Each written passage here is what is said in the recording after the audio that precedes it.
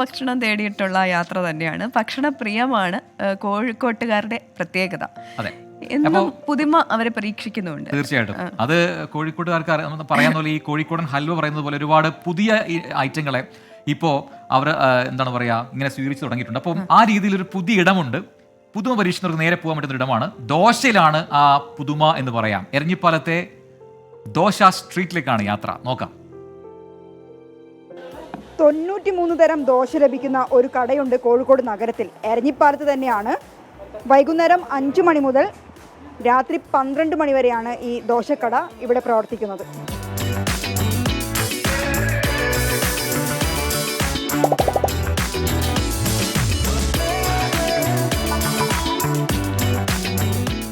നിങ്ങൾക്ക് ഏത് തരം ദോശ വേണം അതെല്ലാം ഈ കടയിൽ കിട്ടും. ഒന്നും രണ്ടുമല്ല, 93 ഇനം. പൊടിദോശ, തട്ടുദോശ, paneer dosa, mushroom dosa, chicken dosa, beef dosa, അങ്ങനെ പോകുന്നു. ഇതിൽ ചിക്കൻ, ബീഫ് ദോശകൾക്കാണ് ആവശ്യക്കാർ. ഞങ്ങളിവിടുന്ന് ഏകദേശം 2-3 ദോശ ട്രൈ ചെയ്തിട്ടുണ്ട്. അപ്പോൾ കൂട്ടത്തിൽ ബീഫ് ദോശയാണ് ബെറ്റർ ആയി തോന്നിയിട്ടുണ്ടായത്.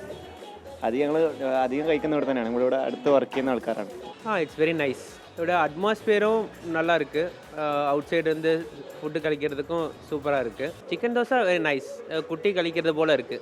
ദോശയുടെ രുചിയറിഞ്ഞ് സ്ഥിരമായി ഇവിടെ എത്തുന്നവരുമുണ്ട്. നമ്മൾ സ്ഥിരമായിട്ട് ഇവിടെ വരുന്ന ഒരു കസ്റ്റമർ തന്നെയാണ്.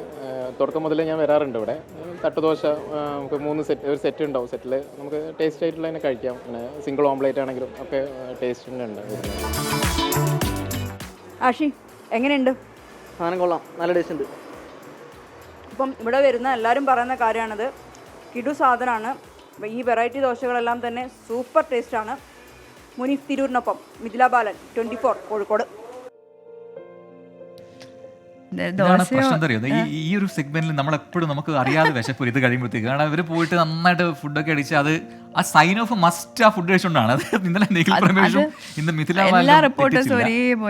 സൈൻ ഓഫ് മസ്റ്റ് ആയിട്ട് അവസാനത്തെ അതൊക്കെ എടുത്തിട്ട് ആഘോഷപൂർവ്വം കഴിച്ചിട്ടാണ് പറയാ. നമുക്ക് പിന്നെ മറ്റെടുത്ത് കാണാനില്ല. അപ്പോൾ അപ്പോഴത്തേക്കും വിശപ്പ് അങ്ങനെ കൂടി വരും.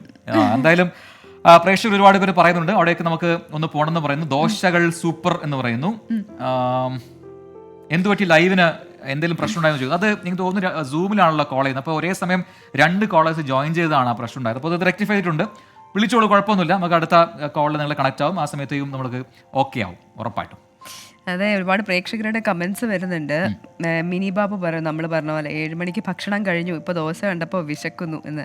മണികണ്ഠൻ ചോദിക്കുന്നു, പ്രവിത ജിഞ്ചർ ടീ കുടിച്ചിരുന്നോ? എൻ്റെ ശബ്ദം ഇന്നലത്തേന് കുറച്ചുകൂടി ബെറ്റർ ആയിട്ടുണ്ടെന്നാണ് എനിക്ക് തോന്നുന്നത്.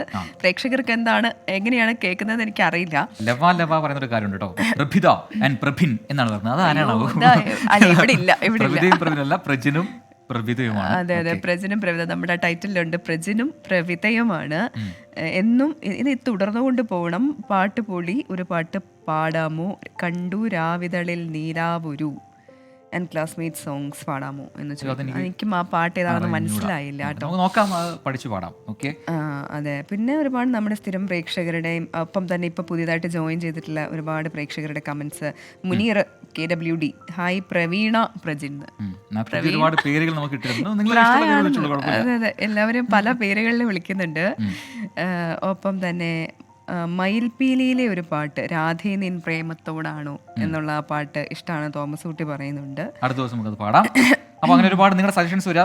ഒരുപാട് പഴയ പാട്ടുകളെ ഇഷ്ടപ്പെടുന്ന ആൾക്കാരുണ്ടാവും. അതായത് നമ്മുടെ ബ്ലാക്ക് ആൻഡ് വൈറ്റ് സിനിമകളിലൊക്കെയുള്ള പാട്ടുകൾ, രസകരമായ നല്ല സുഖമുള്ള മെലഡികളുണ്ടല്ലോ.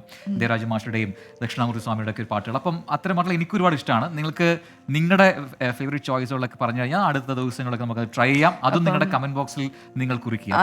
അനു പീറ്റർ പറഞ്ഞു, വാച്ചിങ് ഫ്രം ബഹ്റൈൻ എന്ന് പറയുന്നുണ്ട്.